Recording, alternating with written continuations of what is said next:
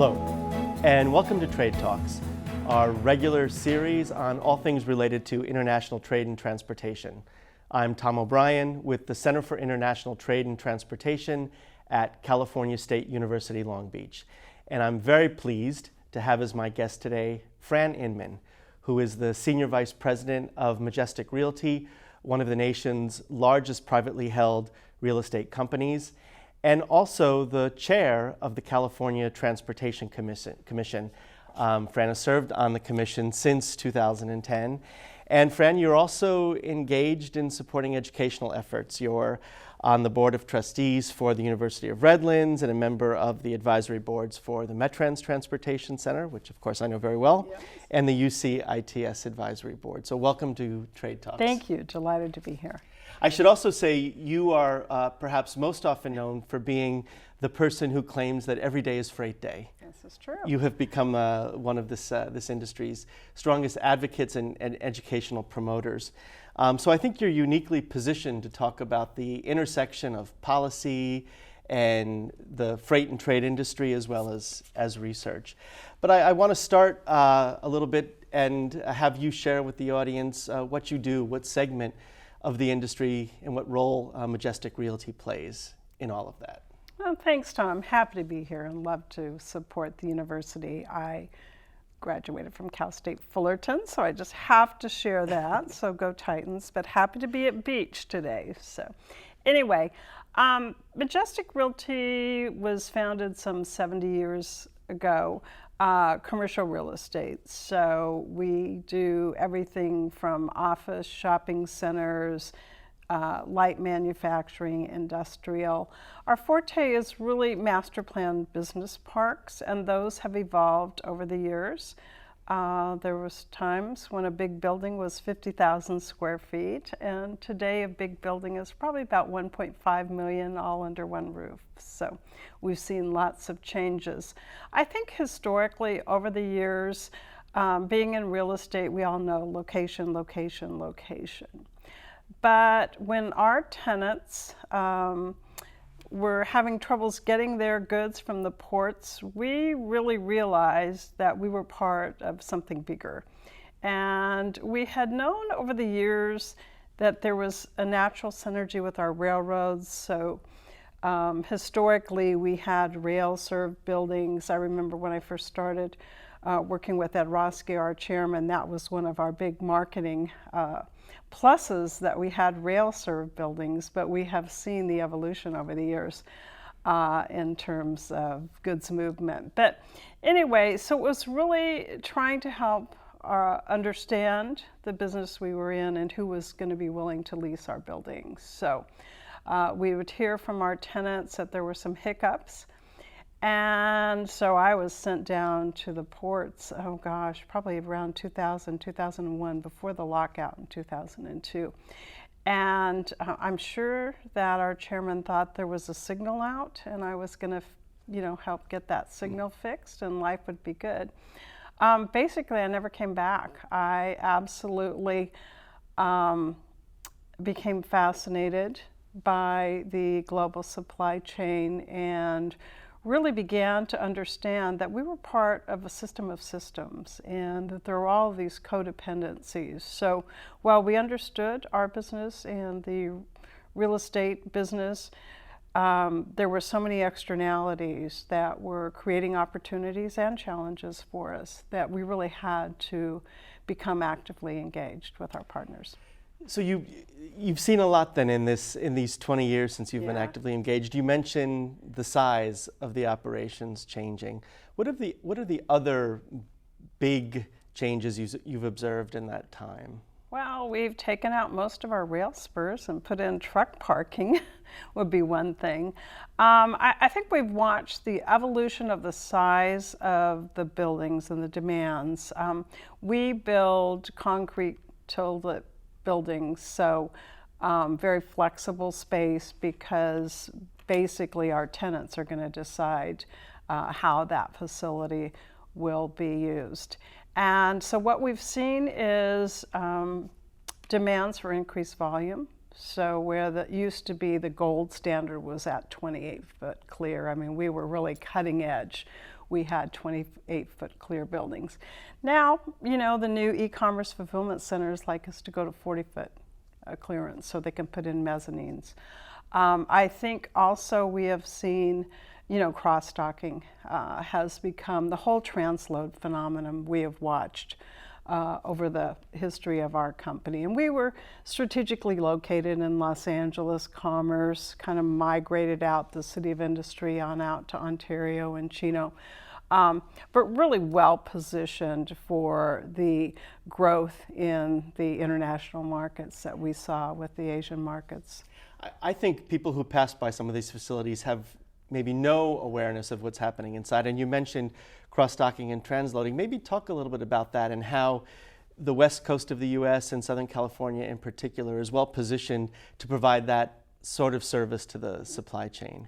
Well, I mean, the old saying, you know, one man's challenge is another man's opportunity. So if you look at the tremendous success of the 40-foot international containers and the fact that on the domestic side, we still have 53-foot containers that are rolling. So therein lies, in my opinion, the greatest boost to the transload capital of the U.S., which is in Southern California, really from that opportunity that was created. I think also if you look at a huge population base, we've been blessed with natural deep water ports in our regions, and ports that have really done a good job, in my opinion, of looking for a master plan and realizing that we needed to stay ahead of what their customers were going to be demanding, which was this quest for larger and larger vessels and more efficiencies. We've also been blessed to have two very robust Class 1 railroads in our region, and from a commercial real estate developer, we love when there's at least two Class 1s. We think that competition is great. We love them both. But I think, you know, the combination of the inefficiency that's created, I think the opportunity created by consumers' demands, and we all have a lot more stuff than any of our parents did. And so I think if you look at the sheer volume, the way we all live is very, very different. And then you look at the opportunities to really have more and more information and more choices available. You mentioned e-commerce, and I know that that's driving a lot of behavioral change along the supply chain. So you mentioned these larger buildings sort of at the fringes of urban areas, but how does that work with a consumer demand that's dependent upon next day or even same day service? Is that resulting in changes in where and how your business operates? Absolutely, and we have seen these distribution patterns evolve and change. And also they're very much individualized in terms of what your unique company is. So we will have tenant A, which I'll let be nameless, and my colleague that's responsible for that building and that project will come back and tell me, oh my gosh, this is how it's done. And they are shipping goods in through our San Pedro Bay ports, and then it's going, you know, all to the heartland. And then you'll have tenant B, and that representative will come back and say, no, we really send ours through Houston, or, you know, we're one of our tenants we went to Texas with because one of their product lines had to come in through Laredo. So I think what we have learned is there's no one size fits all. But I do think in terms of e-commerce, I call it the Prime effect, the Amazon Prime effect, which has really spoiled you and me. If you forgot your cord for your iPhone today, we could probably get you one within 2 hours. And so what that has done is dramatically changed retail. And you know, our retail partners, we've seen a whole shift. We no longer build shopping centers, we build lifestyle centers. And we have seen the product mix change dramatically within those centers over the years.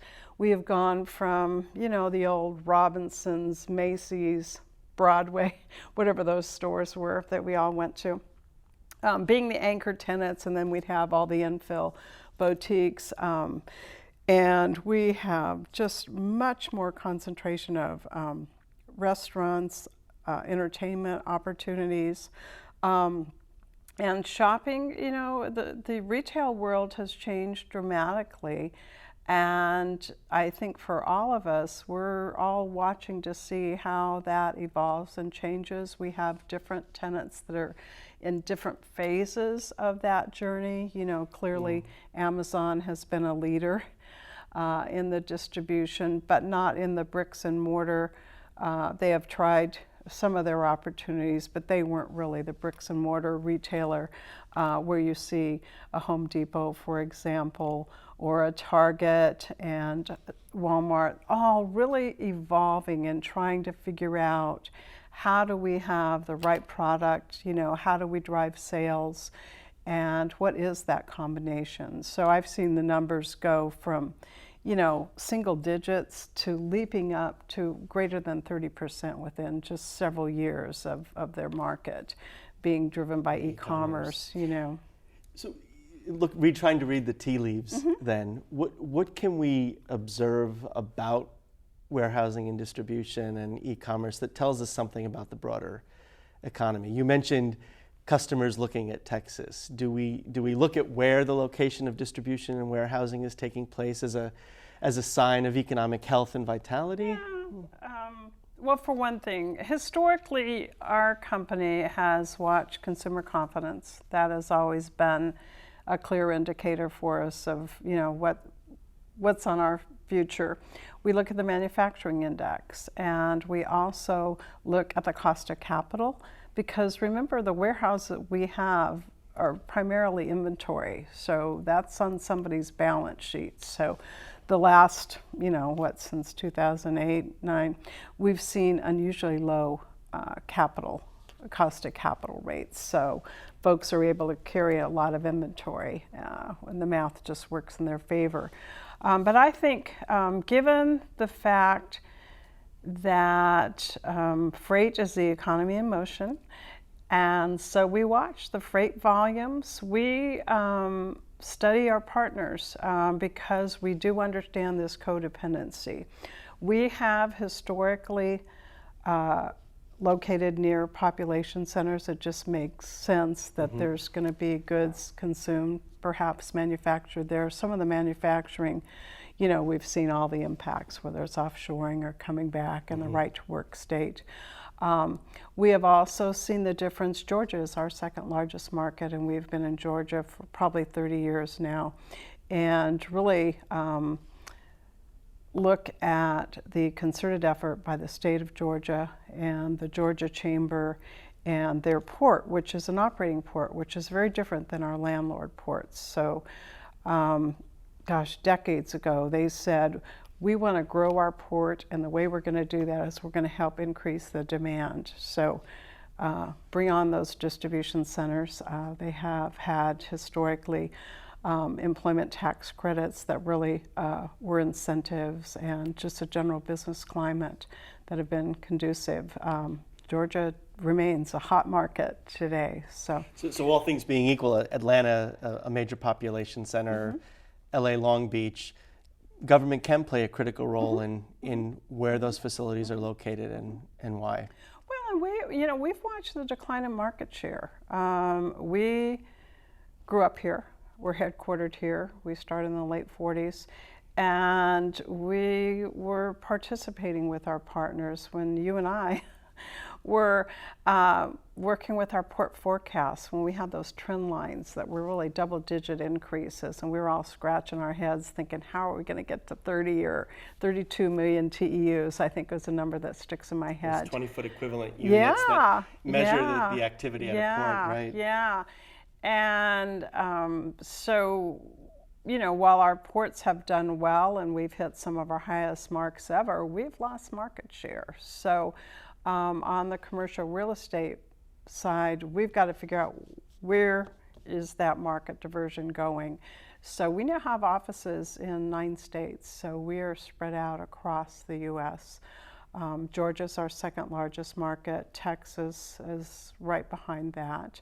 Bethlehem, Pennsylvania, it's interesting. We've been working on that project We bought land, or we tried to buy land, before Bethlehem Steel went into bankruptcy, and then that was a long, complicated legal process of figuring out who could sell us the land, and then it was very much needed to be cleaned up because it was the old steel site. So that was an interesting journey, but it is a very robust distribution market. And is that because of a combination of trade activity, northeastern ports, state support for those efforts? It's multiple issues. Clearly, you've got huge population base there, but New York, New Jersey, the port, while it's huge there, it's not without its hiccups as well. I think that Pennsylvania has been, they've lived through having a company town and the company folded up, and so they know what it was like not to have any jobs. So the environment of, what can we do together? And it just, it makes sense from a distribution point of view. So how far ahead can you sort of look and get a good sense of where the market is going? We never stop looking. We never stop looking. We are always looking forward, looking over our shoulder, trying to figure out where the opportunity might be. We have, we build flexibility into our buildings, so we build the concrete tilt-ups, so we've got good, strong buildings, but they're divisible and they can be reconfigured, they can be adapted, and the leases are much shorter term than you'd see in a marine environment, so that's another one of the interesting phenomena, I think, as we look at this system of systems. So we watch what our partners are doing, we watch what the Class 1 railroads are doing. We have been very, very supportive of the focus, going back probably 20 years now, the Alliance Project with BNSF, and really the synergy that's created. Joliet has been the same with UP, Illinois. Yeah. So you look at the natural synergy. It's interesting because we also love being close to the airports, even though most of the goods that come into our warehouses are not air cargo. But there's just a natural synergistic effect about the infrastructure that you need around a major airport. Typically, you need a big population base. Right. Climate. We've had to learn some lessons the hard way. It's, our roofs are a little different in in the east and in Colorado where it gets a little cold. And we're blessed here because we really don't have the climate issues. So not many snow delays here. But I think just, watching, building in flexibility, we're not sitting down doing a 25-year plan. We are looking at much shorter horizons, trying to read the tea leaves, as you say, trying to figure out, studying. Clearly there's some market disruptors, Amazon being one, being big enough to really change some distribution patterns. We worry, about the challenges in the trucking industry. That impacts all of us. We've had to learn a lot about drayage. It's not, as one would think, necessarily what the final cost to our beneficial cargo owner might be. You're painting a very complex and fascinating picture. It is, and I spend a lot of time right now really looking at the nexus between transportation and energy, and part of that is driven by my service to the state of California and our quest. Which is something we're going to be talking about next. Okay, so it's a fascinating discussion. And we're going to take a short break, and when we return, we're going to continue our discussion with Fran Inman and talk about freight policy.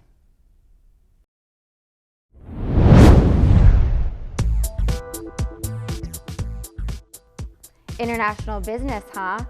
Number 1, know the culture of that country. Come alive with Pepsi. Translated into Chinese is, Pepsi brings your ancestors back from the dead. PepsiCo made that mistake in Taiwan. Learn about strategic planning, government policy, and policy analysis, and so much more. You can become a part of this exciting career field with a degree from Cal State Long Beach.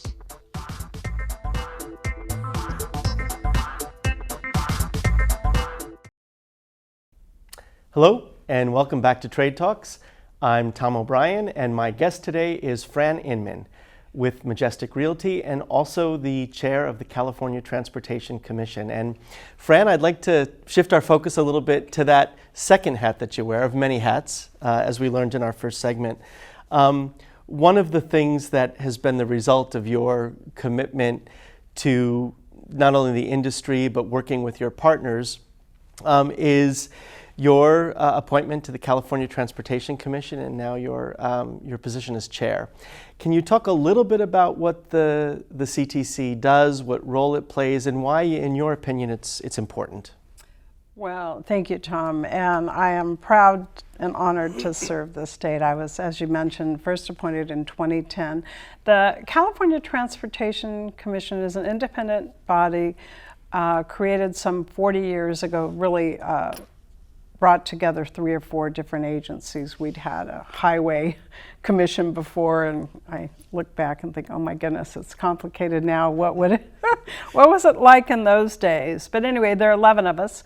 9 are appointed by the governor. We serve 4-year terms. They require Senate confirmation each time we're appointed. So I was first appointed by Governor Schwarzenegger and then reappointed by Governor Brown twice.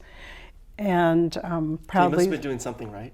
Proudly serve in the Newsom administration today. So we're all, so there's 11 total. 1 is appointed by the President Pro Tem of the Senate and 1 by the Speaker of the Assembly. We have 2 ex officio members, the chair of the Senate Transportation Commission and the chair of the Assembly Transportation Commission.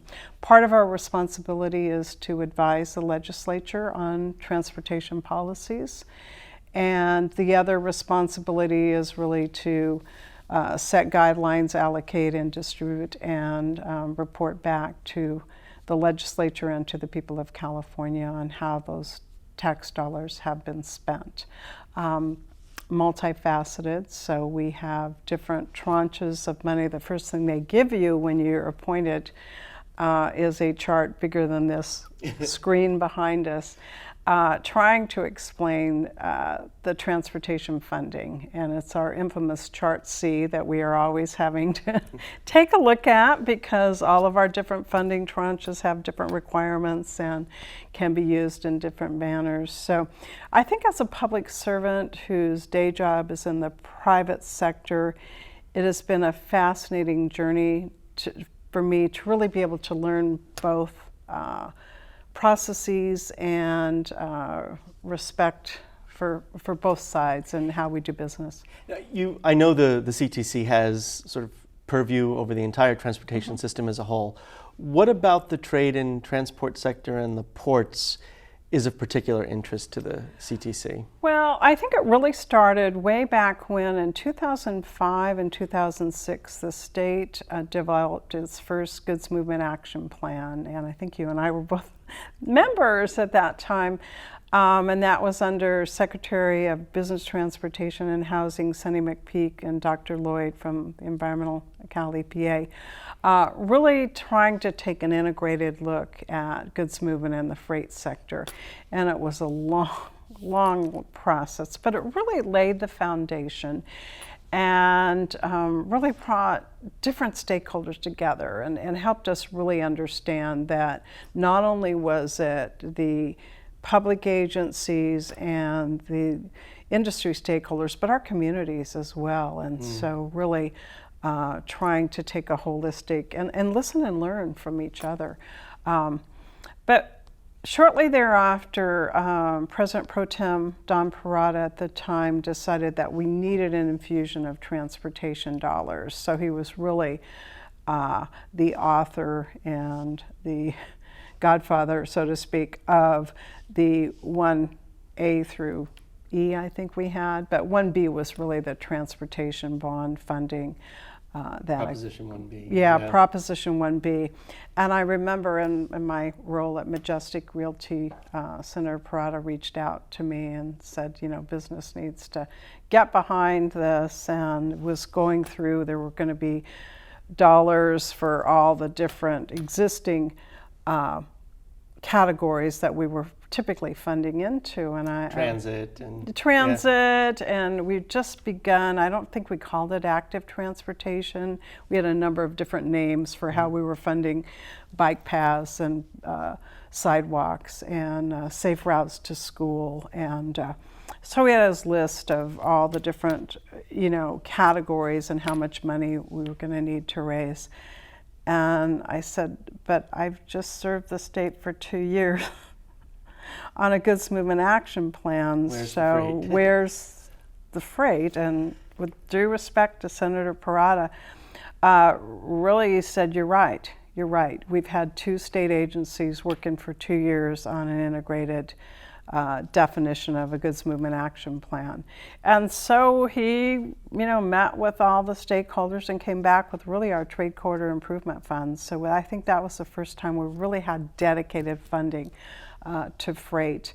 And so then when SB1 with Senator Bell and Chair Frazier,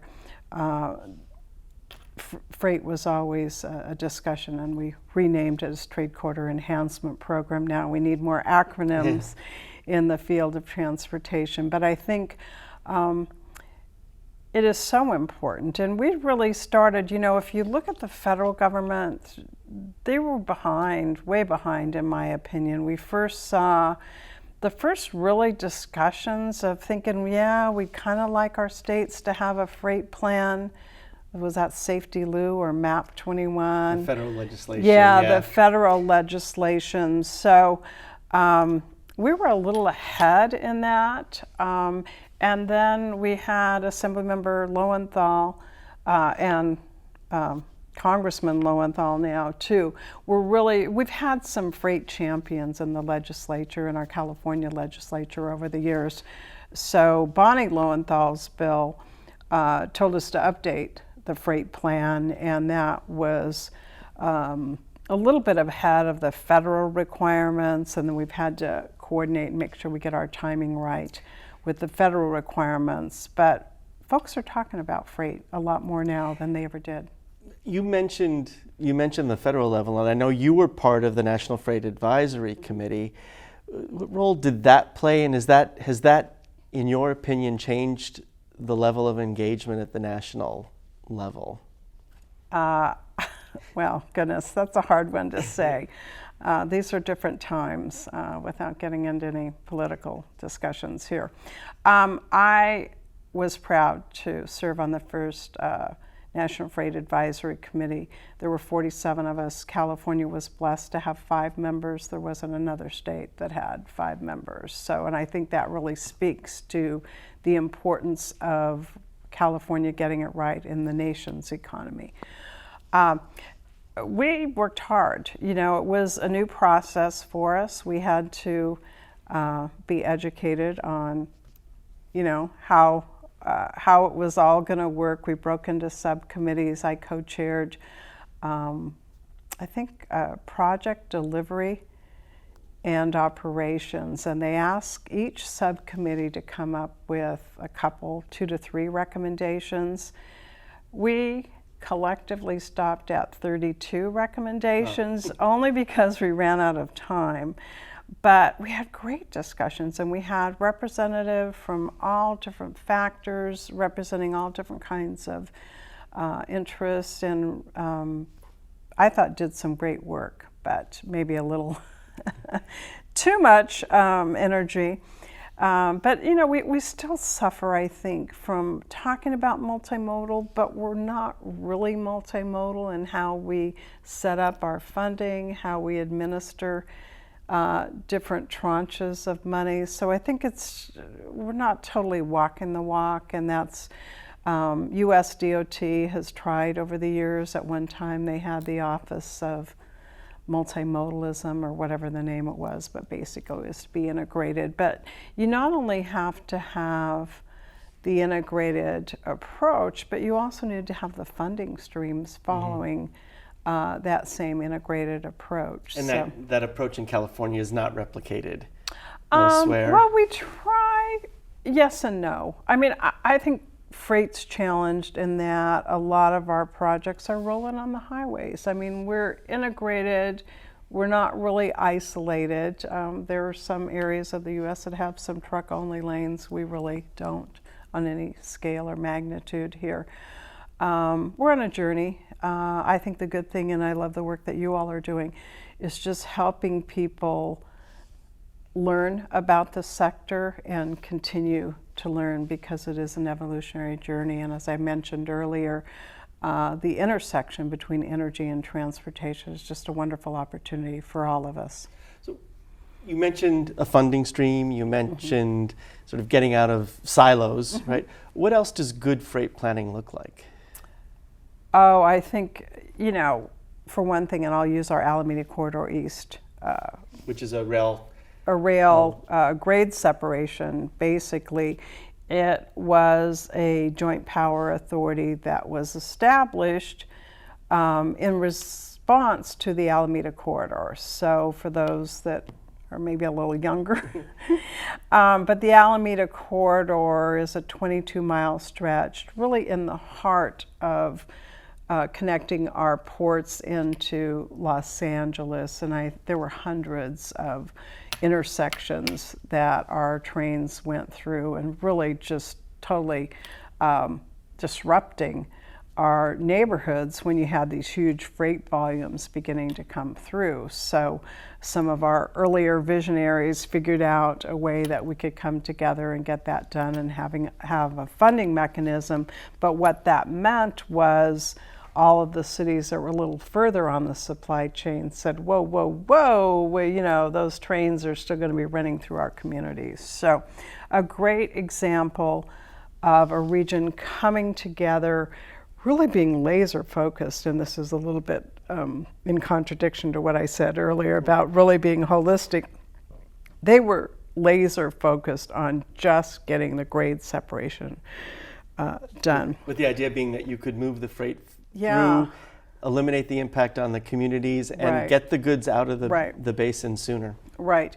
And doing a grade separation project is not just like doing another highway project, because you have working rail lines in SoCal. We are trying to increase more and more passenger service on the rails, so you have even more volume, and we're sharing a lot of those tracks. So a wonderful example, in my opinion, of what success can look like. And I think they're just wrapping up their final 55 grade separations and grade crossings that they undertook as that first pilot. But we at the National Freight Advisory Committee actually recommended that as a best practice across the nation. So I think, you know, that's one of the opportunities. I think, you know, to look at our energy future, and as we look at the changes our ports have made, we have seen movement towards zero emissions, electrification, reducing our emissions. You know, the transportation sector represents 40% in round numbers of the emissions, the greenhouse gas emissions. And if you look at the volumes of goods that we move, it's, you know, we need to work on it. It's complicated, and we're energy hogs. I mean, we do heavy lifting collectively, our sector does. And so we need to get it right. We have looked at where are the applications. We've worked with our ports and the clean air action plans that we started, I think about 2005 as well. So not only were we doing the goods movement action plan on the state level, but we were beginning to do the emission reduction and really focusing on, you know, what we could collectively do. These impacts are so widespread, broad-based, and driven by global trends.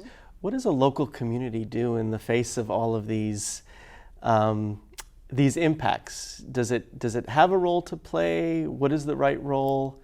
to address some of these? Because while the benefits are, spread across the country, the local communities feel sometimes the biggest impact.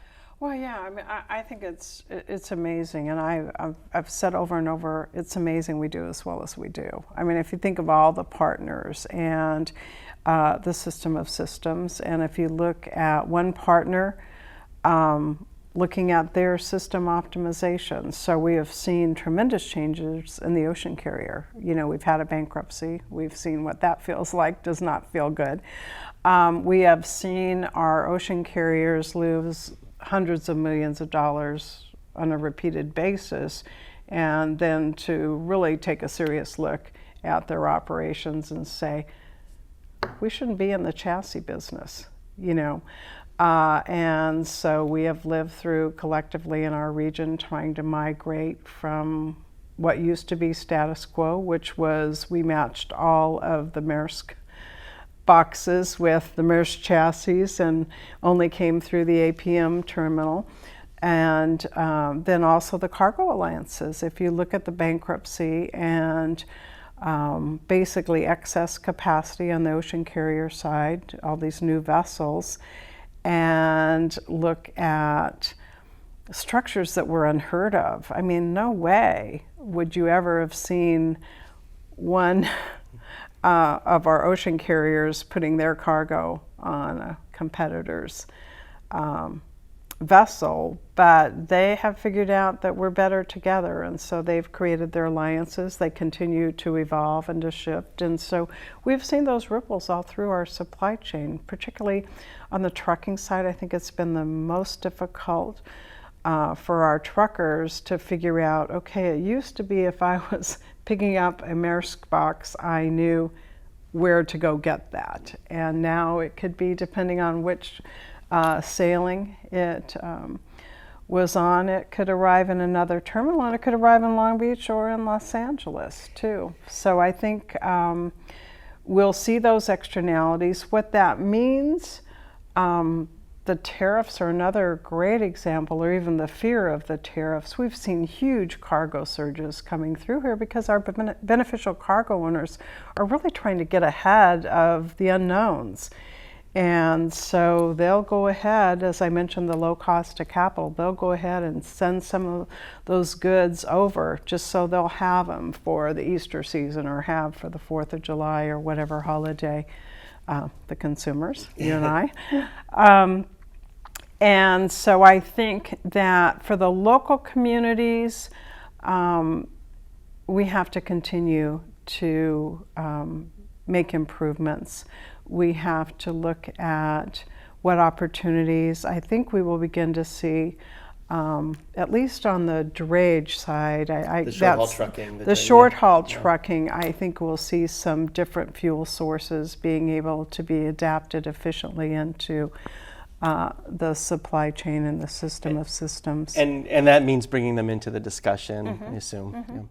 But even, even beyond that, and I think because I've spent so much time studying the supply chain, I'm not sure all of our planners have, and I do my best, and I do thank the work that you do at CITT, but I'm not so sure we're thinking about those big rigs when we set those signals. Or when we look at those on-ramps and the off-ramps, and our cars have gotten smaller and like to zip around, and then we have our big, 18-wheelers, our big trucks that are hauling the goods. Well, when we come back after a short break, we want to talk about what's ahead and what the future looks like. I'm Tom O'Brien, and this is Trade Talks.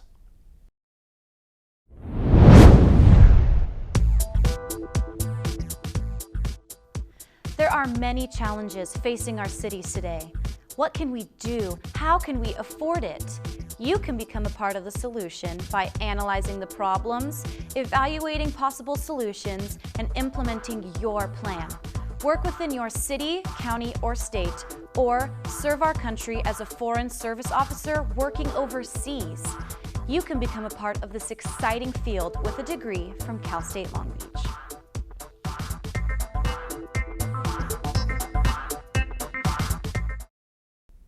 Welcome back to Trade Talks. I'm Tom O'Brien, And my guest today is Fran Inman, Senior Vice President with Majestic Realty and the Chair of the California Transportation Commission. So, Fran, we've discussed your first day job in commercial industrial real estate. We've discussed your second day job in the world of policy with the CTC, the California Transportation Commission. I want to talk a little bit more about the role that education plays in all of this. I know your heart is in education, and I want to ask you about the role you see for good research in anticipating and solving some of the trade-related problems that we've talked about. Thanks. I'm very passionate. I am totally a product of the public school system. I have my undergrad and my master's degree from Cal State Fullerton, and truly feel blessed by the educational opportunities. I think one of the biggest question marks that I've had is to really understand that a third of the jobs in our state relate to this sector, and how robust and how exciting. And yet, if I look at our institutions, we haven't spent a lot of research dollars and a lot of focus. I mean, we're blessed with the CITT, and that really, I think, came out of our port partners and our partners here just really saying we need to work together. But across the board, I don't see this passion for a sector that has represented a third of the jobs. So if you look at the aerospace industry, when aerospace dominated here, I'm guessing that we did a lot of research. And if I look at the automotive industry in the University of Michigan, I mean, there's just natural clusters there, whether it's Michigan State or the University, of academic excellence around what we do. And what we do in Michigan, obviously, was the automotive sector.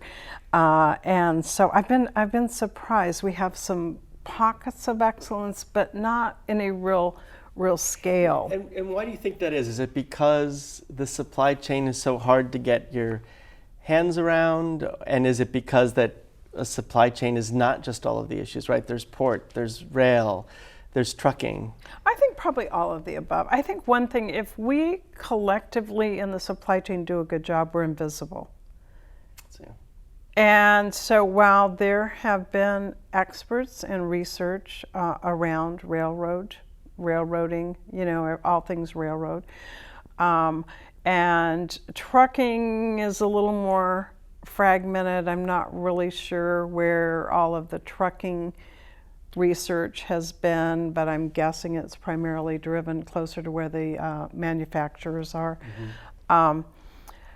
But I think because it takes a little of this and a little bit of that, but the real value is in the system of systems analyses. And the fact that if we do a good job, we're invisible. Maritime, I would put in there that we've had some good maritime research, and we all know it hasn't all been in California. But the collective effect of the supply chain, I think, has not been, perhaps the research dollars haven't been there.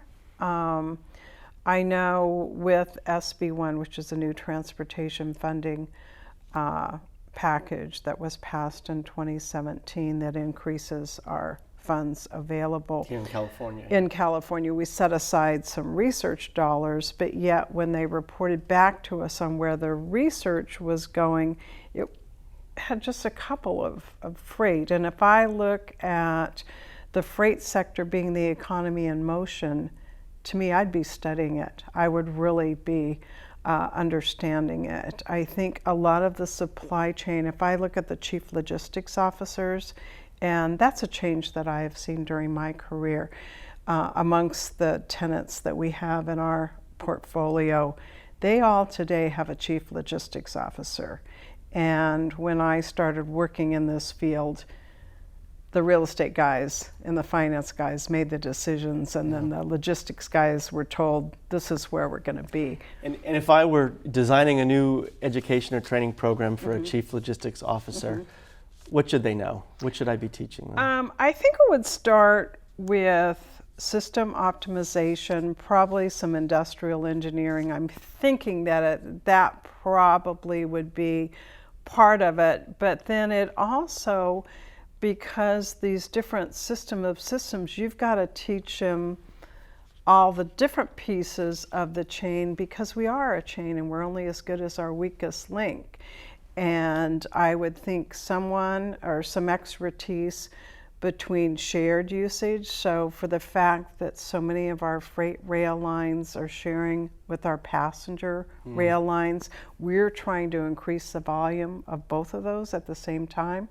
Having really good operational expertise. You know, I think in the railroading, for the most parts, our class ones have done great jobs of really training and you know, they're those are the seven large operators, railroads. Yeah, they know railroading. Now there's some change, and you see the newest thing for at least some of our members is the precision scheduling railroad, which I call the Pilates of railroad, because it really talks about focusing on your core. But I think I don't understand why we haven't had the research dollars, other than you and I have been told over and over again that freight isn't sexy. I've been accused of weaving it into every dinner discussion I have, so I find it fascinating. But I think, you know, but if you're going to reach out for chief logistics officers, I think they're clearly going to have to understand all the pieces of the puzzle. They're going to succeed with an end-to-end success. And so they're obviously going to have to understand the maritime world. They're going to also have to understand what happens on the land side and what are all of those opportunities and challenges. You see some of our partners who are trying to get vertical integration. You know, we see Amazon Prime Air parked at our airports. Clearly we have huge presence with UPS and FedEx, and so I would think if we looked at where does their talent pool come from, what skills are they looking for, and then really looking at sustainability and what does that mean.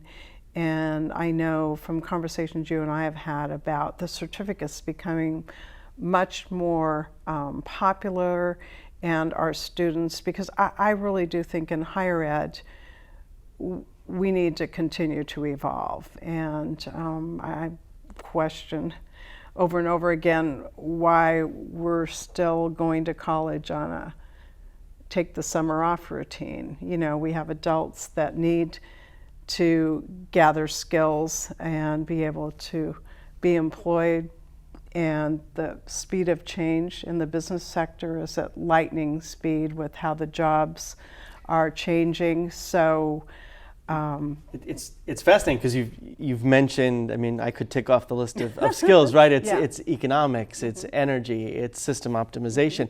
It's a whole new way of thinking. What's going to be the impact of things like robotics and artificial intelligence? Are we going to need to be preparing our students for that future as well? I think you and I are going to have to up our computer skills, Tom. I'm not sure I can speak for myself for sure. I'm learned programming when it was RPG, so I'm really dating myself.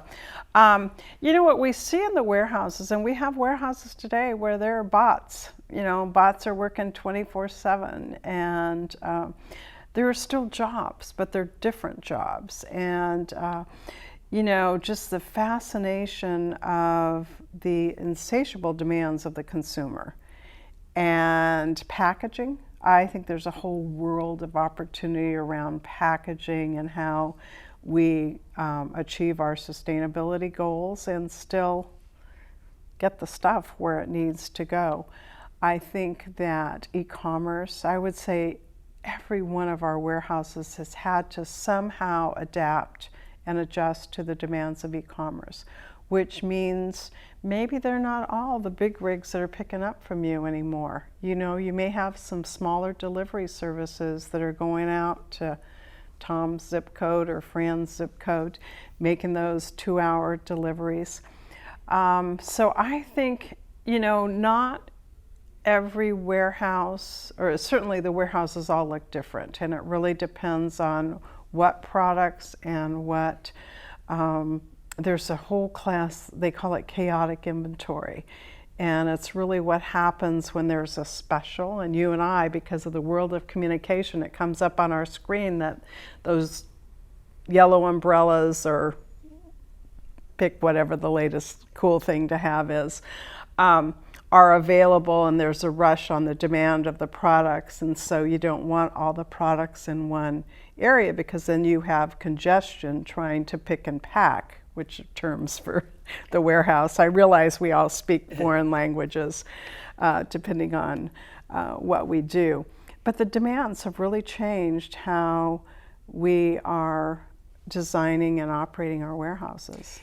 Do you see a role for 3D printing in the future? Is the warehouse going to be where 3D printing occurs? Will it change the way you do business, what that warehouse looks like, if we do move toward a future of sort of more localized economic activity?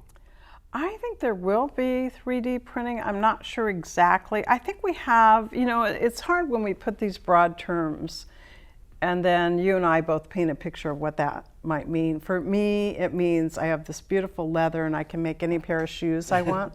But I think you see that. I mean, if you just look at paint today, if you have a paint color that you like, it's all, they can figure it out, and you can go to any of the different vendors, and it doesn't even have to be the brand anymore. You can get whatever my generic paint is in your color. But I think we will see the evolution of 3D assisted manufacturing, so to speak. I think there's some parts already that you're able to make. I think we're probably, and I do hope for my closet's sake, that it's a little ways away. But I think we'll see more and more of that. I think we're going to continue to see, with this age of technology and the changes that are happening so quickly, and the age of information.